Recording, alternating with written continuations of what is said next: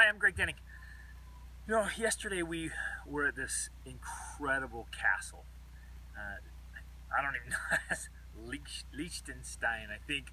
It actually means the Stone of Light. It's on this beautiful limestone. They literally built it right on the edge of this cliff on this limestone. It was spectacular. I posted another video about it. I loved it. I was so inspired by the beauty, inspired. The original castle was built in like 1380. I mean, just so much history. It's so old and so amazing, and built to an incredible standard. I mean, they had this standard. It was amazing. And obviously, my favorite part in there, among all the collecting of artifacts and artwork, 500 years old. I mean, this artwork and the armory they had, all these beautiful things. They had this incredible library. It was incredible. I just sat there, just almost drooling at their library, and it was just this amazing setting, you know, with the antique furniture and the carvings, these unbelievable carvings on the bookshelves.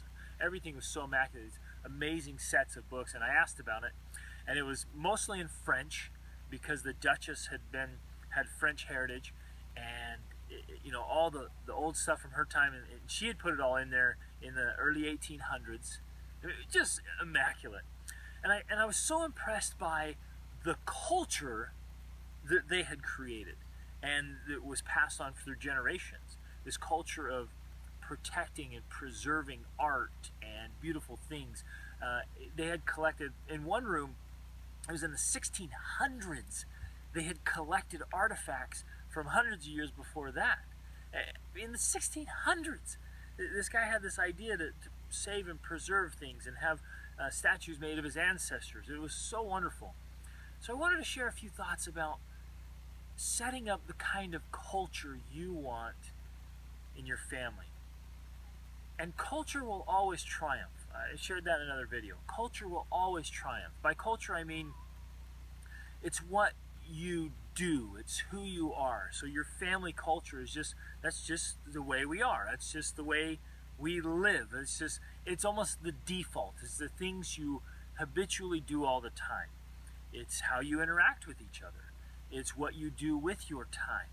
It's the habits it's the go-to habits, right? The ones you just are always doing. And I mentioned this before. When you have free time, what do? What's your default habit? What is it? Okay, you got free time. What do? What do your kids do? What do you do? And for us, it's always turning to a book. We've created a culture of listening to books while we drive. So as we're driving around Germany and exploring, as we're driving around the world, I mean, even driving from Alaska all the way to Costa Rica, we listen to audiobooks. That's what we do. And our children expect it, and we expect it, and it's just part of our culture. And so I want you to think through anything great that you want to accomplish as a person and as a family, and set up a culture around that. Again, think through this, create plans, put things in place that facilitate that culture, right? That make it so it's easy to do. If you want a culture of healthy eating, then you set it up that way. And it may take some time to create the culture, especially if you're shifting. If you're going from eating unhealthy and being out of shape to creating a family and personal culture of eating healthy and exercising, that transition, it may take some time. I did that. I grew up eating garbage and totally out of shape, and I went cold turkey. At 16, cut out all sweets and junk food and garbage. I wanted to be really healthy and fit. And so for the first while, it was a challenge. I was constantly resisting the temptation to eat ice cream and drink soda and all that, the junk food, right? But once I created the culture, it was no longer a temptation. It's no longer a challenge. It's just, oh, that's the way I am. And people know me. They're like, oh, Greg doesn't eat that stuff. And so they either don't offer it, or they know I'm not going to eat it. They don't care, right? It's because I've created the culture around that. So with your relationships, what kind of culture of interaction do you want with each other?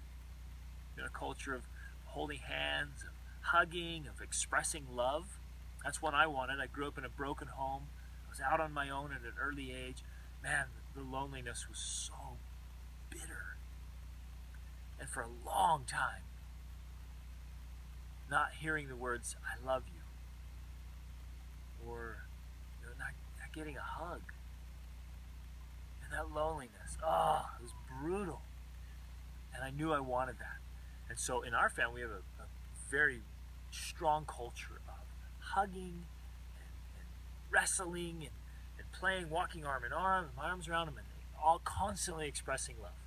Constantly to my wife, to our children, to each other. It's constantly expressing love. And that's our culture. I met a wonderful family that's love and admire. They had a culture of hugging. They just hugged you constantly. Every time you saw them, you got a hug. You got a hug when you got there, you got a hug when you left. New strangers, they'd be, oh, nice to meet you, and they'd give you a hug. I love that.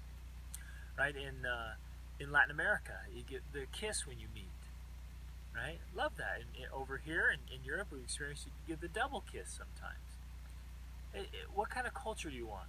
Do you want a culture of reading books, of curious learning, of meeting strangers, right? You want to be confident, outgoing, social.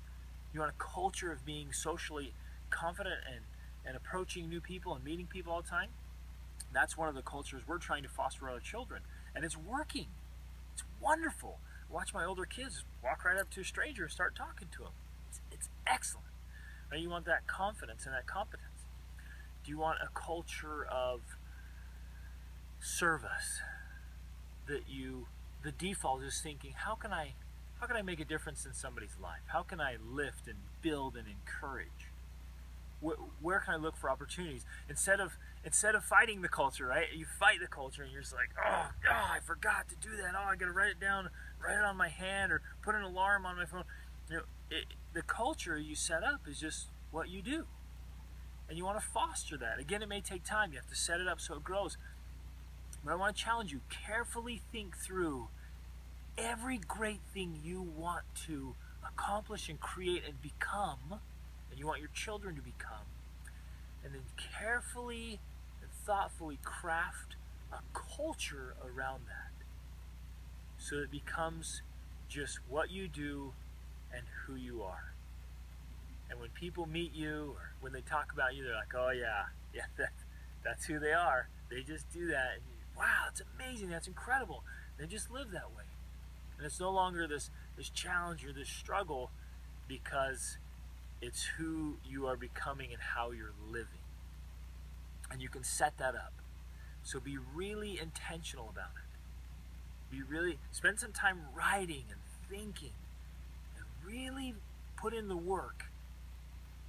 Any important thing you want to accomplish. Again, I'm repeating this. You're like, oh, you've said that already. I'm going to keep saying it. Any great thing that you want to accomplish or become, fit into the culture, because culture will always triumph. Reach upward.